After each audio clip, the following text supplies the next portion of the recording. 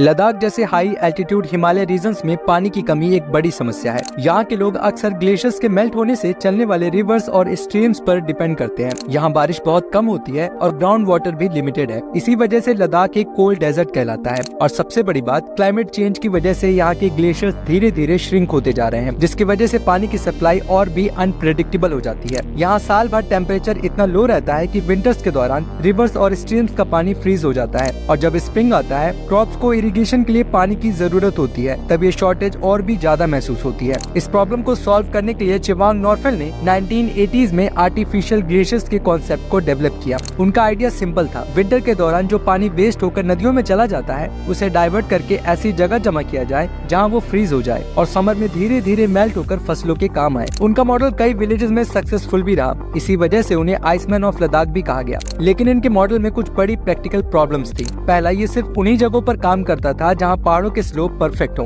और टेम्परेचर लगातार 0 से नीचे रहे। दूसरा, पाइप्स और चैनल्स अक्सर मिट्टी, पत्थर और बर्फ से ब्लॉक हो जाते थे, जिसे हाई एल्टीट्यूड एरियाज में मैनुअली साफ करना टफ होता था। और इसकी सबसे बड़ी दिक्कत है स्केलेबिलिटी की, मतलब इस सिस्टम को आसानी से दूसरे गांव में रेप्लिकेट कर पाना मुश्किल है, क्योंकि हर जगह का स्लोप और अलाइनमेंट अलग होता है। यानी नॉर्फेल का मॉडल एक इनोवेटिव आइडिया था, लेकिन लो मेंटेनेंस और इजिली अडेप्टेबल सोल्यूशन नहीं बन सका। और इसी गैप को बाद में सोनम वांगचुक के कॉन्सेप्ट आइस स्तूपा ने फिल किया। इसी फाउंडेशन से इंस्पायर होकर सोनम वांगचुक ने 2013 में फ्यांग विलेज में पहला आइस स्तूपा क्रिएट किया। उन्होंने आइस स्ट्रक्चर को फ्लैट के बजाय कोन शेप में डिजाइन किया, ताकि इसका सरफेस एरिया कम रहे और सनलाइट का इफेक्ट मिनिमम हो, जिससे मेल्टिंग प्रोसेस भी धीरे हो जाए। ये सिस्टम पूरा ग्रेविटी बेस्ड है। आइस स्तूपा बनाने के लिए ऐसे स्पॉट्स चूज किए गए जहाँ विलेज के थोड़ा ऊपर नेचुरल वाटर सोर्स जैसे ग्लेशियर्स, मेल्ट वाटर या स्प्रिंग्स मौजूद हो। वहाँ से पानी पाइपलाइंस के जरिए नीचे डाइवर्ट किया जाता है और हाइट के कारण ये अपने आप ग्रेविटी के फोर्स से फ्लो करता है। जब पानी नोजल से स्प्रे होता है, सब जीरो टेम्परेचर में ये तुरंत जम जाता है